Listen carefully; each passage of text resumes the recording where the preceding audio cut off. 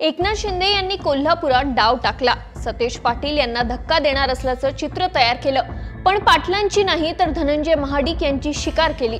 शिंदे यांनी एक नाही दोन नाही तर भाजप आणि ताराराणी आघाडीचे 11 नगरसेवक गळ्याला लावले। पण कोल्हापुरात नेमकं काय घडलं, एकनाथ शिंदेंनी कसा गनिमी काव्याने डाव टाकला हे सांगते, त्यासाठी हा व्हिडिओ शेवटपर्यंत पहा। 2 दिवसांपूर्वी एकनाथ शिंदे यांच्या शिवसेनेत कोल्हापुरातील 22 नगरसेवकांनी प्रवेश केला।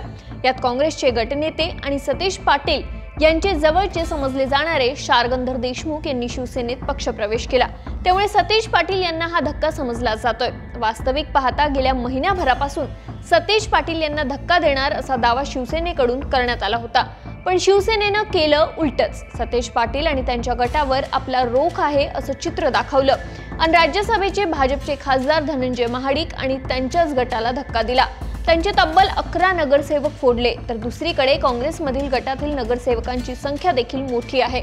मात्र यात सतेज पाटील यांची केवळ 3च नगरसेवकांनी साथ सोडली आहे। यात काही नगरसेवक राष्ट्रवादीचे देखील आहेत। खरं तर शिंदे हे काँग्रेसला सर्वात मोठा धक्का देणार यासाठी तयारीला लागले होते, पण ऑपरेशन टायगरची सतेज पाटील यांना चाहूल लागली आणि त्यांनी सावध पवित्रा घेतला। त्यांनी काँग्रेस नगरसेवकांना एकत्र केलं होतं, तसंच देशमुख यांच्या हालचालीवर बारीक लक्ष ठेवलं होतं।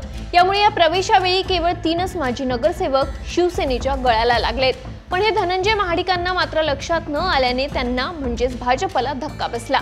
सध्याच्या नगरसेवकांनी शिंदे यांच्या शिवसेनेत प्रवेश केलाय। यातील काही लोक लोकसभा आणि विधानसभा निवडणुकीत काँग्रेस सोबत राहिलेले होते।